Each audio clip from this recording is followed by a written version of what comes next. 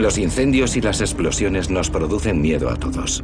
El fuego es una de esas armas geniales capaces de poner los pelos de punta a cualquiera, sea profesional o aficionado. El miedo es una emoción humana primaria. Y en la antigüedad, los almirantes lo usaban como su principal táctica. Los brulotes o barcos incendiarios cargados de combustibles químicos y lanzados sobre blancos enemigos son los antepasados del coche bomba moderno. En el siglo IV a.C. algo ocurrió en el Mediterráneo que todavía no somos capaces de entender bien. Uno de los asedios más extraños de la historia concluyó con una explosión de origen marino. En el año 332 a.C., la isla de Tiro, situada en el Mediterráneo oriental, se hallaba en medio de la guerra entre Persia y Macedonia, las dos mayores potencias de aquellos tiempos. Los macedonios estaban comandados por el general más brillante de la antigüedad, Alejandro Magno. Cuando Alejandro Magno invadió Oriente Próximo, se dio cuenta de que los fenicios, que eran aliados de los persas, poseían el dominio del mar y de que la única forma de acabar con su poderío era tomar sus bases. Así que se dirigió a Tiro, la principal base naval fenicia. Tiro es una isla situada a media milla de la costa, rodeada por aguas de 9 metros de profundidad. Al comienzo del sitio, Alejandro no tenía flota, de modo que decide construir un enorme istmo artificial para llegar a la ciudad de Tiro, desde el continente. Esta pasarela o espigón se considera una de las empresas de ingeniería más audaces de la historia bélica. Los hombres de Alejandro construyeron una plataforma usando piedras y soportes de madera que extendieron la estructura hasta la isla. El mayor peligro para los fenicios eran las altas torres de asedio erigidas al final de la pasarela. Tenían que destruirlas. Alejandro arrastró sus gigantescas máquinas a lo largo de la pasarela. Cuando el espigón alcanzó la isla, los macedonios estaban listos para atacar de inmediato. Y los fenicios pensaron, si llegan aquí será nuestro fin, porque no podemos enfrentarnos a los macedonios cuerpo a cuerpo. Así que desarrollaron un arma química especial. Construyeron un barco y lo cargaron con maleza y madera seca. Sobre todo este material altamente combustible, colgaron calderas llenas de una misteriosa mezcla incendiaria. Su objetivo era remolcar la nave por medio de 2 embarcaciones pequeñas y estrellar su barco de la muerte contra el espigón y convertirlo en una gigantesca bomba incendiaria. La cuestión que los arqueólogos están investigando en estos momentos es ¿qué había en esas calderas capaz de producir una bomba incendiaria de 150 metros? El reputado arqueólogo experimental John Naylor está investigando los productos químicos usados por los habitantes de Tiro. En vez de destruir otros barcos de madera, esta nave incendiaria se diseñó para acabar con una fortificación en construcción, lo que significa que tenía que ser mucho más fuerte y potente. Los ingenieros idearon un gran barco carguero con 2 mástiles de los que pendían las calderas. Como ocurre con todas las fuentes antiguas, las referidas a este hecho son muy ambiguas a la hora de describir los ingredientes de esta mezcla mágica. Lo que tenemos es 3 tipos de lípidos naturales, es decir, grasas naturales. La grasa es la reserva energética del cuerpo, así que la grasa es simplemente energía almacenada. Lo que queremos es liberarla y convertirla en fuego. John tiene en cuenta las sustancias disponibles en una isla asediada. Gracias a los indicios sabemos que la cera de abeja, el aceite de oliva y la grasa animal eran elementos corrientes en las ciudades antiguas. En frío y sin mezclar, estas sustancias son inocuas. Pero si se combinan y se calientan, estas grasas naturales se tornan altamente combustibles. Estamos experimentando con una mezcla de grasa animal, aceite de oliva y cera de abeja para crear esta mezcla inflamable ideal. Para liberar la energía y alcanzar su punto de combustión, los acelerantes tienen que estar a una temperatura de alrededor de 200 grados.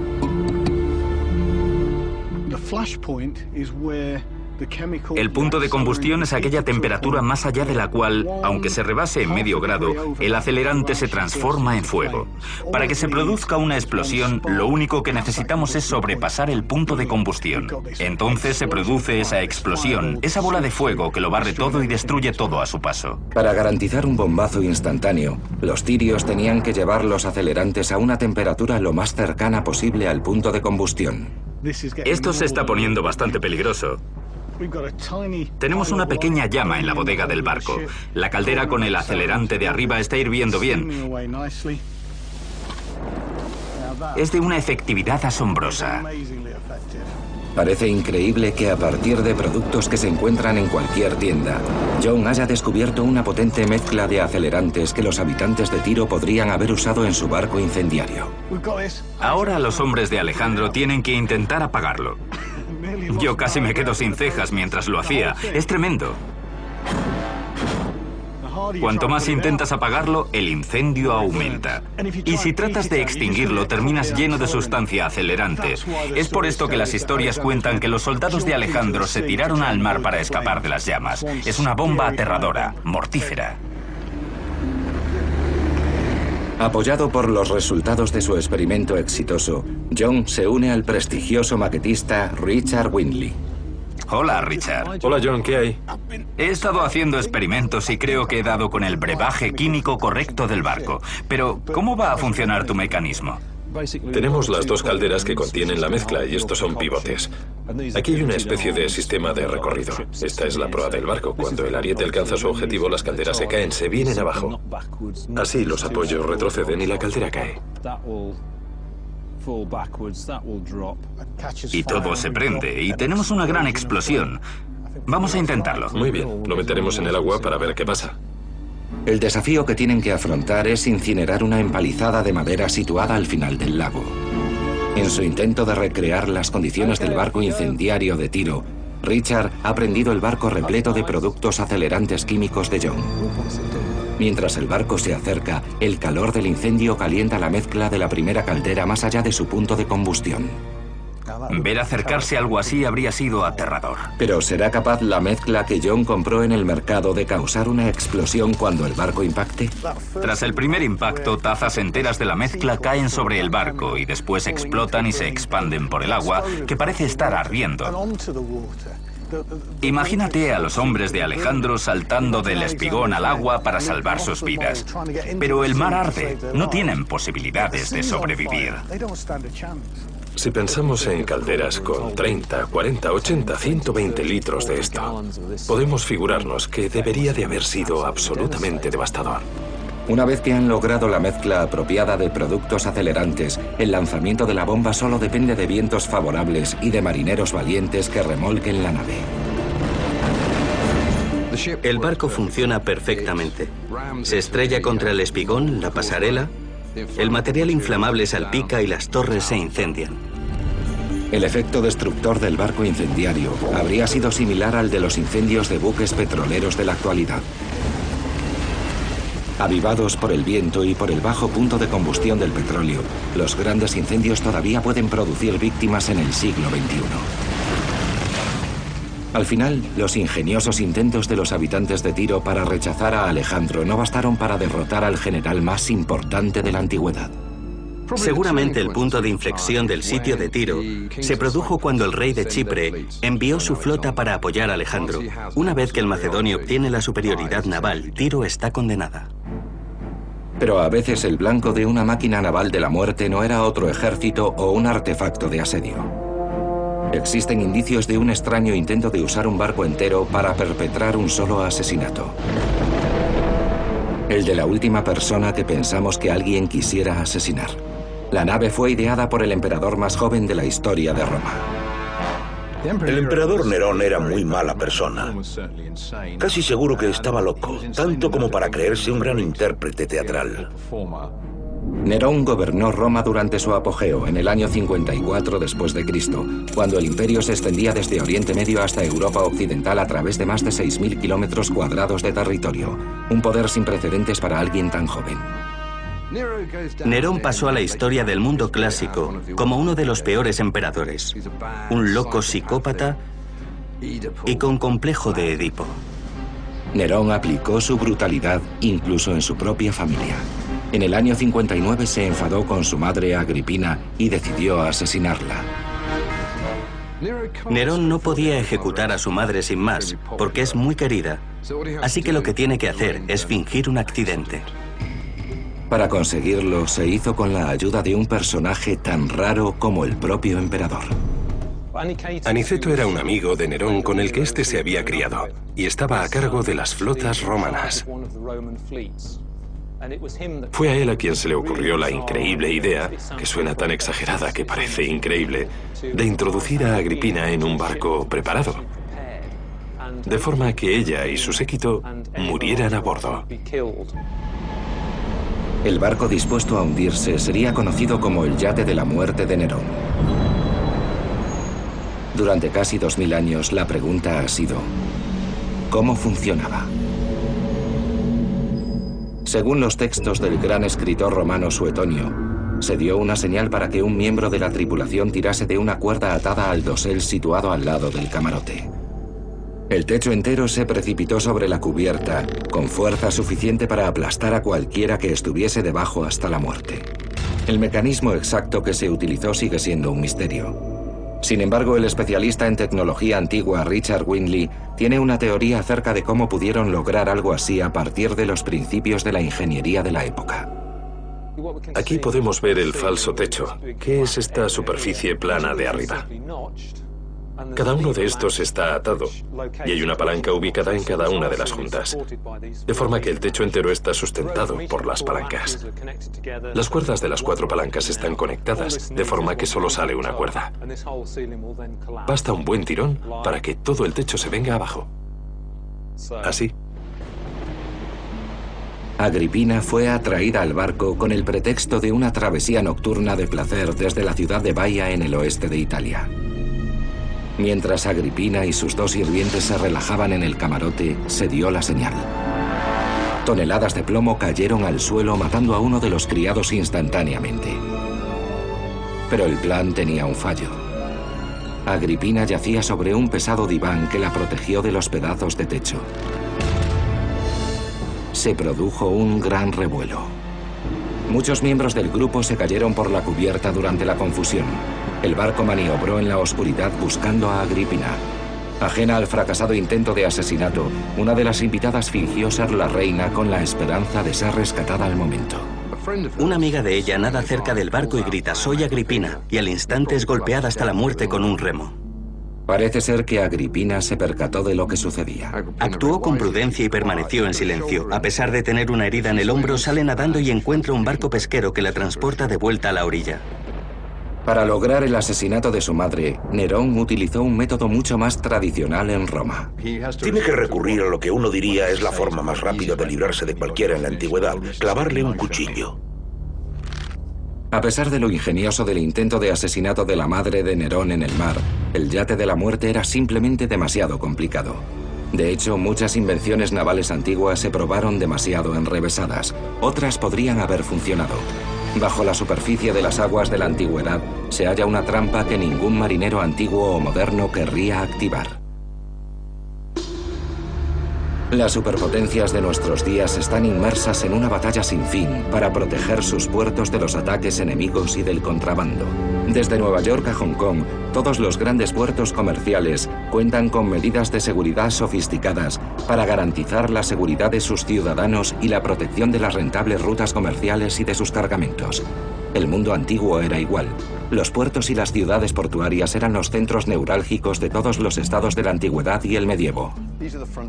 En aquellos tiempos eran las puertas de entrada a los grandes estados, puntos fundamentales para los grandes imperios desde entonces y hasta ahora. Pero su importancia los hizo ser el blanco principal de atentados e invasiones enemigas. Los puertos son muy difíciles de defender. Una flota puede aparecer de cualquier sitio. Una niebla matinal puede permitir la llegada de una flota enemiga. Italia, siglo XV. Con el Renacimiento, las ciudades portuarias de toda Italia disfrutaban de un estallido de riqueza y oportunidades. Esto las convirtió en blancos principales de los piratas en pos de esclavos y botines. No había una fuerza policial marítima ni una armada estable. No había nadie para protegerte de las amenazas hostiles. Y además, el Mediterráneo se encontraba en una encrucijada cultural. A lo largo de su costa meridional existen varias ciudades-estado musulmanas que viven del corso, piratería de Estado. El trabajo de los corsarios consistía en ganar dinero robando bienes y capturando esclavos que vendían en los mercados de Argel, Túnez y Trípoli. Pero además de oro y joyas, los piratas buscaban un premio mucho más siniestro. Uno de sus objetivos es la población joven.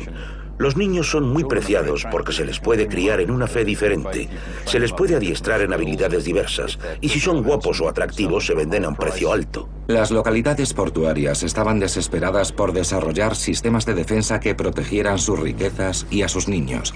El ingeniero que pudiese encontrar una solución ganaría la fama de la noche a la mañana. Los ingenieros son tremendamente importantes.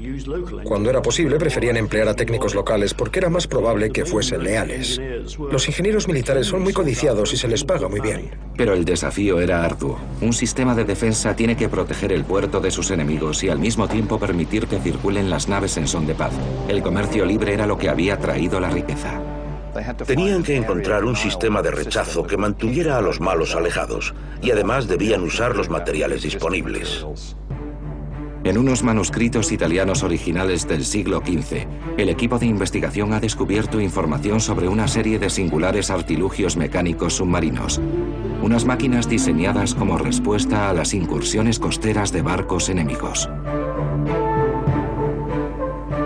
La más llamativa es conocida como el rompequillas, un aparato que destrozaba el casco de los barcos ideado para proteger las albuferas y los bajíos de los ataques piratas. Es un sistema para las aguas de poca profundidad. No está diseñado para alta mar, porque su objetivo es evitar los ataques de lanchas piratas, no los de grandes buques de guerra. Se trata de proteger zonas de aguas relativamente bajas y poco profundas. Estos dibujos se atribuyen a un misterioso artista e ingeniero que vivió en la pequeña ciudad-estado de Siena en el siglo XV. Su nombre era Tácola. Sabemos que trabajó en la administración de la ciudad, que también hizo algunas esculturas, pero no sabemos cómo ubicarlo en términos profesionales, aunque no cabe duda de que era muy apreciado en Siena.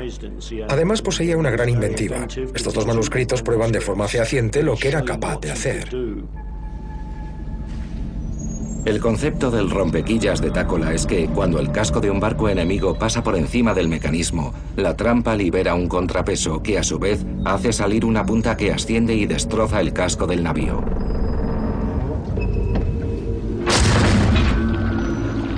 El problema es que no sabemos si el rompequillas pasó del papel y si alguna vez fue utilizado. Richard Windley, un afamado maquetador e investigador de la antigüedad, ha creado un modelo de la trampa. Si funciona, esto indicará que este diseño podría haber sido usado en realidad. Basando su modelo en los bocetos dibujados por Tácola hace más de 500 años, Richard está construyendo los elementos de esta inédita arma naval de rechazo. Uno de los problemas de cualquier reconstrucción antigua, bien sea esta pieza del siglo XV o algo anterior, es que carecemos de pruebas arqueológicas de su existencia. La dificultad reside en saber exactamente qué tipo de materiales y de técnicas habrían usado para construirlas. Se trata de pensar en los materiales de que disponían y de las técnicas que usaban y a las que estaban acostumbrados. Ha traído su máquina al plató submarino de los estudios Pinewood, el hogar de las películas de James Bond, para realizar una serie de pruebas. La verdad es que no hay razones para suponer que en los tiempos de Tácola no lo habrían hecho de una forma parecida. Es decir, que las piezas se hicieron en talleres locales y que luego fueron transportadas a la orilla donde se ensamblaron y luego se remolcaron al agua y se hundieron allí. Richard ha usado una combinación de serrín y de madera natural en su reconstrucción de la máquina. Donde Tácola seguramente usó hierro, Richard ha empleado acero blando para las principales piezas metálicas. Aquí tenemos todas las partes del rompequillas unidas en su versión final. Tenemos un marco de madera muy pesado para sumergir la máquina hasta el fondo de la laguna, su ubicación final. La parte principal de su funcionamiento es este brazo que tanto se parece a una catapulta. Es muy largo. En un extremo hay una gran pesa y el proyectil, que en este caso es una especie de gran punta de lanza de acero. Si bajamos la pesa, la fuerza gravitatoria lo volteará a gran velocidad. El objetivo es que haga impacto contra la nave enemiga. Así que esta es la réplica del rompequillas. Sí, eso es. El historiador naval Andrew Lambert, que ha estudiado con meticulosidad los bocetos de esta máquina pero nunca ha visto una, se une a Richard. Ambos se adentran en aguas desconocidas y ninguno sabe cómo se comportará el artilugio fuera del papel, en el mundo real. No es una gran sorpresa porque todo se ve. Es cierto. La primera pregunta es si los principios del mecanismo de la máquina son cabales. Andrew va a tirar de la cuerda para poner en funcionamiento el aparato. Yo me haré a un lado para hacerme a la idea de la velocidad y la longitud de recorrido del proyectil. Bien, cuenta atrás. 3, 2, 1... ¡Tira!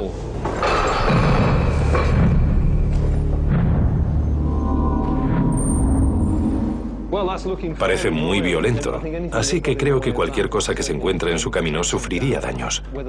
Que la punta se quede incrustada o atraviese su blanco practicando un agujero depende de la solidez del barco, pero es evidente que la máquina es muy potente. El rompequillas parece la trampa perfecta para los barcos antiguos, pero ¿lo era realmente? Había algo más merodeando en las profundidades, algo que podría haber acabado con las aspiraciones de esta macabra máquina mortal. De todos los inventos navales desarrollados en el pasado, pocos parecen tan poco propensos a funcionar como este. Un dispositivo conocido como rompequillas. Un instrumento aterrador de seguridad nacional. Pero ¿podría hundir barcos y acabar con todos los marineros a bordo? Creo que el problema va a estribar en la profundidad de las aguas. La presión del agua aminora la velocidad del brazo y también la velocidad de descenso del contrapeso, de forma que en el agua el mecanismo es mucho menos dinámico que en el aire. La cuestión es si logra la potencia que precisa, la velocidad adecuada para penetrar la madera y hacer que la punta traspase el barco. Debido a la flotabilidad de la madera, el equipo submarino está colocando unos pesos en el fondo del rompequillas de Richard para garantizar que permanece sobre la plataforma situada a 3 metros bajo la superficie del agua. Los pesos deben proporcionar un empuje descendente mayor que la fuerza creada por la flotabilidad de la madera. Pero este no es el único problema creado por las propiedades del agua. El pestillo está en su sitio, así que ahora el dispositivo está armado y podemos sumergirlo en el lago. El agua es más o menos 1000 veces más densa que el aire. Esto significa que para que la punta de hierro de 19 kilos de peso del rompequillas supere la resistencia del agua, el mecanismo de contrapeso tendrá que producir una cantidad de energía 10 veces mayor que la del agua. Solo así será eficaz. ¿Listo? 3, 2, 1...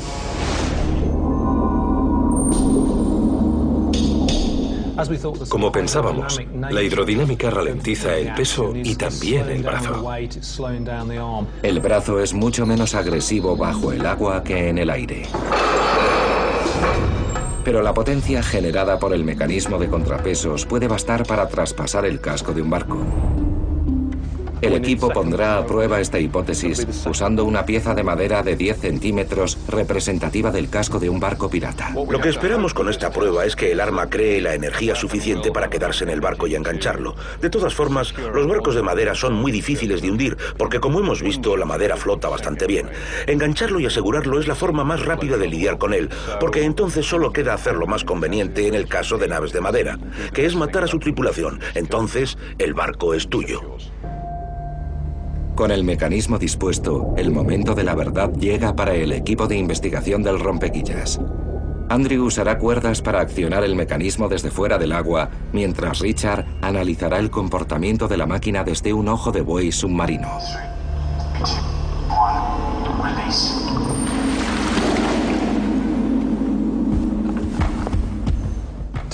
Para ser sinceros, no parece muy potente. Desde aquí no es fácil ver si ha conseguido incrustarse en el casco, pero desde luego que no lo ha atravesado, que es lo que yo esperaba que sucediera. Eso arroja sombras de duda sobre la viabilidad de la máquina. Los resultados de la prueba final han probado que mientras el rompequillas podría haberse usado para atrapar naves enemigas, la máquina de Richard ha sido derrotada por las leyes de la hidrodinámica. Fue una idea muy interesante tomada de una tecnología probada sobre tierra firme, la catapulta, pero su ubicación submarina transforma su capacidad, lo que significa que no funciona ni de lejos tan bien como uno quisiera. El mecanismo de contrapeso no posee la potencia suficiente para sobreponerse a la resistencia del agua. Lo más importante que eso nos dice acerca de la tecnología es que no es un proceso directo y lineal. La tecnología armamentística no comenzó con palos y piedras y terminó como hasta ahora, sin que la gente cometiera incontables errores. No es una línea recta. A fin de cuentas, la razón de que el diseño de Takola nunca viera la luz es que el gasto ocasionado por su construcción nunca se habría rentabilizado por sus resultados militares. Lo mejor habría sido buscar otra tecnología, invertir el dinero en otra cosa. Y al final esa otra cosa fue el cañón. Los ingenieros del pasado, como Takola, no solo estaban interesados en parar barcos, sino que también querían impulsarlos.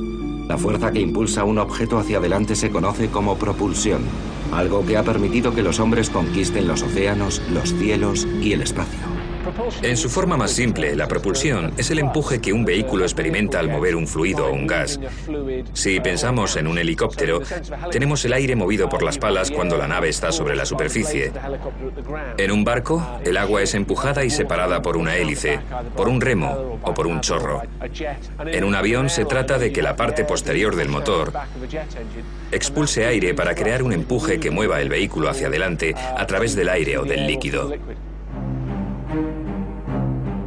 Pero en el pasado los inventores trataban de desarrollar ideas que salieran gratis, como un coche sin gasolina o un barco sin velas. El intrépido ingeniero medieval Takola se imaginó un barco que no necesitaba más propulsión que la de la corriente de agua que fluía debajo de él. El ingeniero biométrico Dr. William McGill está estudiando los principios mecánicos de este diseño en su laboratorio de Gran Bretaña. Nos fijamos en los diseños y dibujos de Takola y luego realizamos los cálculos para averiguar por medio del álgebra la fuerza que necesita. El siguiente paso es dibujarlo usando el CAD, un programa informático de ingeniería. Y a partir de ese momento, contamos con las dimensiones exactas. Así que podemos imprimir y construir un prototipo rápido. Estas piezas de plástico son el prototipo. En los tiempos de Takola no había una solución automática para que un barco pudiese navegar corriente arriba. Usando un túnel para recrear las condiciones de contracorriente, el Dr. McGill probará el engranaje de los barcos. La cuerda está atada al puente al final, y en el otro extremo tiene la cuerda anudada a la parte de la noria que no está en contacto con el agua.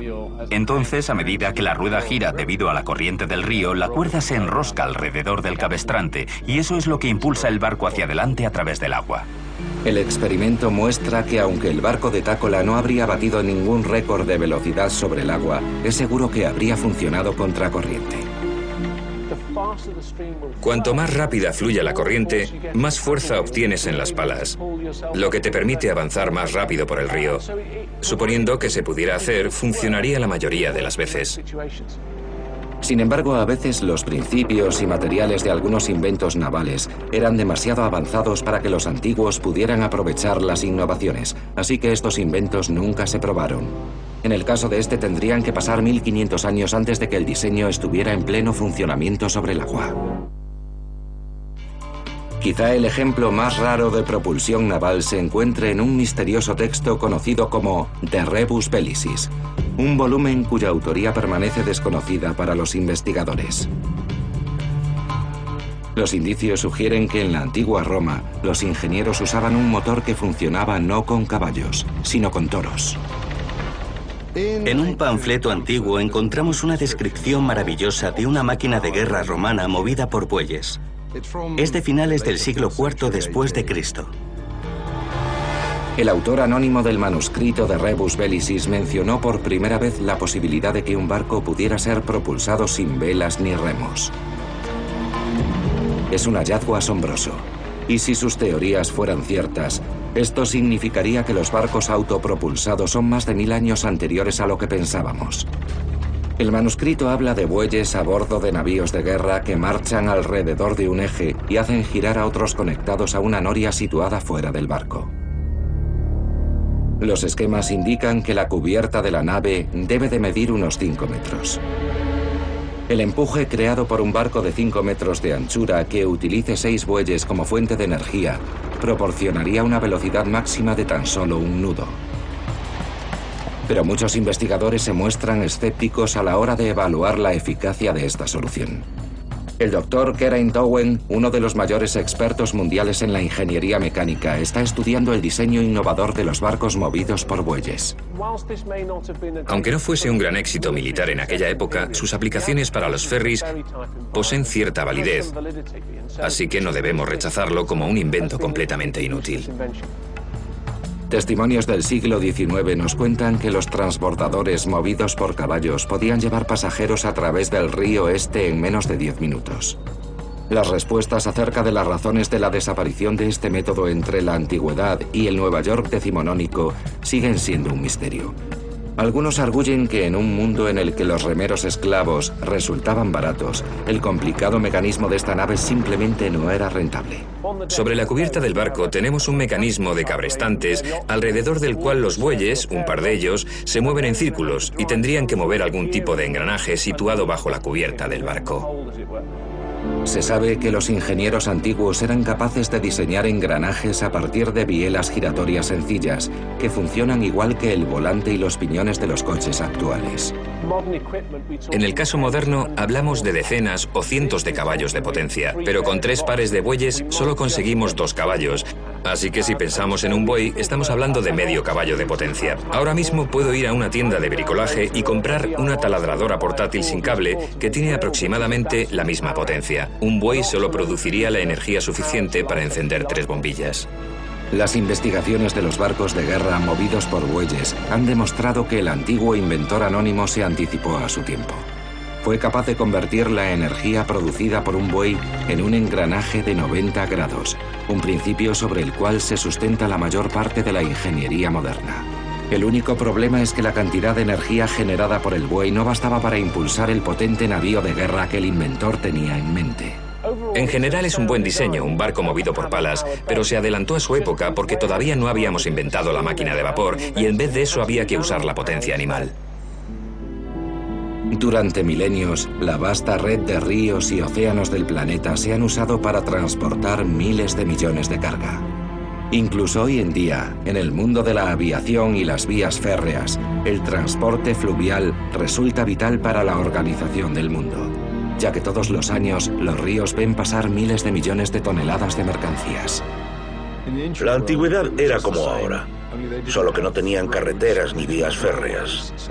Así que la forma más barata de transportar materiales pesados era la navegación, marítima o fluvial. Del río Nilo en Egipto al río Amarillo en China, pasando por los Tigris y Éufrates en Mesopotamia, en la antigüedad los ríos eran las grandes autopistas de su tiempo. Esa era la forma en la que los antiguos transportaban bienes, suministros, víveres y personas. Así llevaban el material de guerra, todo. El río Tigris, de 2000 kilómetros de longitud, nace en las montañas de Turquía y desemboca en el Golfo Pérsico. Era una de las rutas comerciales más peligrosas de la antigüedad y se conocía como el Tigre debido a su ferocidad. El Tigris, especialmente cuando sube, es una fuerza muy peligrosa y feroz. El Tigris tenía unos rápidos parecidos a estos. Hoy en día podemos superarlos con lanchas de rafting inflables. Pero en una época anterior a las telas sintéticas, ¿cómo se las arreglaban los antiguos para surcar unas aguas tan traicioneras? En el Museo Británico, el doctor Paul Collins investiga las pruebas sobre la posibilidad de que ya en el siglo VII a.C. los asirios surcasen el río. Estos son relieves de guerra procedentes de la capital de Asiria, Nínive. Se remontan al año 700 a.C. y están hechos de grandes fragmentos de alabastro tallado que una vez decoraron las salas principales del Palacio Real. La mayoría de ellos describen escenas de batallas, pero estos muestran el movimiento de bienes y materiales. Puesto que el río era la primera vía de transporte, todo lo que esta civilización necesitaba se movía a lo largo de sus corrientes. Grano, ganado, población, incluso soldados de camino a la guerra. Descendiendo movidas por la velocidad de la corriente, las barcas podían viajar a una velocidad de hasta 10 kilómetros por hora según el tiempo y la estación del año. Las primeras lanchas de rafting, una forma peligrosa aunque rápida de transportar mercancías. Si querías transportar materiales desde Mosul, la antigua Nínive, situada en el norte de Irak, hasta Bagdad, que está a unos 300 kilómetros, Hacerlo a pie o a lomos de una caravana de burros conllevaba un tiempo de viaje considerable. Pero un barco, incluso si avanzas en distancias cortas en una pequeña embarcación, es un medio de transporte mucho más eficaz y conveniente. En vez de usar goma pesada, los antiguos inflaban pieles de animales para que sus naves flotasen en el agua. Una barca inflable y flotante, hecha a base de compartimentos llenos de aire, resulta ideal, porque aunque golpees un lado y rompas la piel del animal, puedes continuar. Por la noche, pones un parche, metes más aire y continúas el viaje a la mañana siguiente. El equipo de descubrimientos antiguos se enfrenta a un nuevo desafío. Ha reunido a un grupo de expertos que intentarán construir la primera lancha de rafting del mundo usando solo materiales naturales. Probarán esta antigua balsa en los rápidos de las montañas negras de Gran Bretaña. ¿Funcionará esta tecnología de 2700 años? ¿Conseguirá el equipo que su barca flote?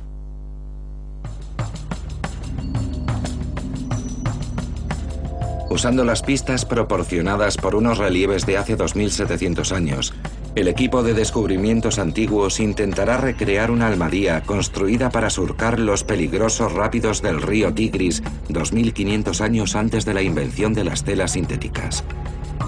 Por primera vez en miles de años, el equipo probará la tecnología asiria de descenso de ríos. Estas embarcaciones fueron una parte fundamental de la red asiria de transportes, ya que llevaban desde pasajeros hasta bloques de piedra de 10 toneladas. Lo principal a la hora de construir estas balsas es contar con una nave amplia y estable pero poco profunda y que al mismo tiempo sea suficientemente grande como para transportar personas y carga sin mover demasiada agua. También debe ser flexible para que pueda navegar por las zonas menos profundas y pasar por las rocas. Demian Goodben es uno de los pocos arqueólogos del mundo que mantiene vivas las técnicas antiguas de construcción naval. Los textos antiguos revelan que las técnicas de construcción del armazón de madera eran sencillas y que solo requerían pequeños árboles como material de construcción. Al contrario, otros barcos de la época necesitaban árboles enormes para su construcción. Demian usa madera joven y blanda y une los palos de madera colocando cáñamo. También coloca juncos sobre ellos para formar la base sobre la que irá la carga. Estamos en un entorno un poco distinto. Hay pequeñas diferencias entre nuestra balsa y las que se usaban en la antigua Asiria, pero los desafíos son muy parecidos. El curtidor profesional Peter Follner estudia la flotabilidad de los materiales naturales. El proceso comienza en la carnicería, donde examino las pieles hasta que encuentro una que tenga el tamaño adecuado y que no esté agujereada. Esta viene de un animal desollado hace 2 días. No le han quitado la carne, algo que hay que hacer, pero la han lavado con una manguera. La cámara colocada dentro de la piel muestra cómo se filtra la luz. Esto demuestra lo poco que pesa. Este aspecto es vital, porque los artefactos de flotación deben ser lo más ligeros que sea posible, además de fuertes e impermeables.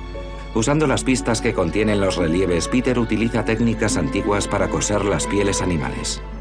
Esta es la última. Las pieles secas son duras y rígidas y conservan su forma original como si fueran boyas de plástico.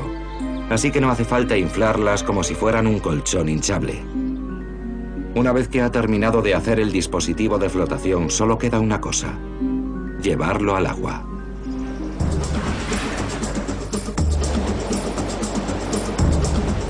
El río Wye fluye por las montañas negras de Gran Bretaña y tiene algunos de los rápidos más traicioneros del país. El sector del río elegido para la prueba es perfectamente comparable a las partes del Tigris a las que tuvieron que enfrentarse los antiguos asirios. No creo que pueda superar el primer rápido. Me puedo imaginar a las pieles saliendo disparadas o rompiéndose antes de llegar al primer gran rápido. Es bastante impresionante ver esta balsa, sobre todo si tienes en cuenta que tiene 2000 años de antigüedad y que está hecha de materiales naturales. Supongo que eso incrementa el peligro y resulta un tanto incómodo. La última operación consiste en dar a las pieles un baño de material impermeable. Ahora mismo la lanolina está sólida, pero tenemos que transformarla en líquido caliente. Entonces estará lista para que pintemos los flotadores con ella. Los impermeabilizará, pero también los hará acuadinámicos.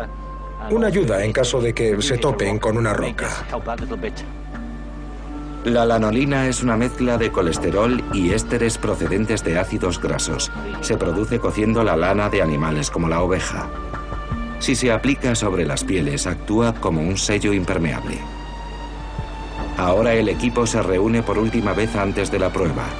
2500 años después de su estreno, este equipo ha creado una almadía asiria de la misma forma que lo hicieron los hombres de la antigüedad. Va a ser muy interesante comprobar cómo esta tecnología antigua se las ve con estos rápidos. Es un desafío para las habilidades de los pilotos. Nosotros hemos hecho nuestra parte y ahora todo depende de la gente que conoce el río y que sabe manejar las balsas. Esta recreación de las antiguas balsas asirias tendrá que soportar los 300 kilos de peso de la tripulación usando solamente estas grandes vejigas infladas de 4 animales. Creo que está flotando. Esto es un buen comienzo. Flota bastante alta, pero está lloviendo y eso hará que el río crezca y que la cosa se ponga más emocionante. Vamos a sacar el peso y a probarla. Los lugareños conocen la parte más peligrosa de la corriente como el agujero del infierno. Ahí es donde los expertos piensan que la balsa se hará pedazos. La singladura de 3 kilómetros comienza con aguas relativamente tranquilas. Chicos, vamos a intentar mantener este ángulo. Un buen ángulo de ferry para dirigirnos directamente a donde queremos. El experto en descensos Dave Proctor se vale de sus 25 años de experiencia para negociar las partes más peligrosas de este río de 15 metros de anchura. Sí, seguid así. Una vez que ha completado la primera parte del trayecto, el equipo comienza el descenso del agujero del infierno. Le sigue un equipo de salvamento en caso de que la lancha se rompa. Demian y su equipo esperan temerosos al final del recorrido.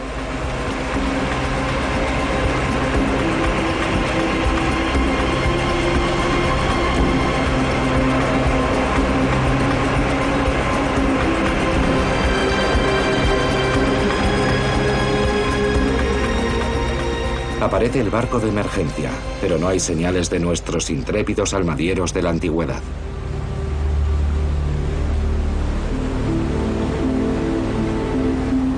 A pesar de los temores de nuestro equipo de expertos, la tecnología antigua ha sobrevivido con su estructura y su tripulación intactas. Hemos demostrado que el sistema de descenso con flotadores hechos de piel funciona incluso en condiciones desfavorables como las de Oriente Próximo. Es un auténtico desafío para los pilotos almadieros de aquí, que saben lo que hacen. Lo hemos conseguido contra todo pronóstico. Ha sido emocionante.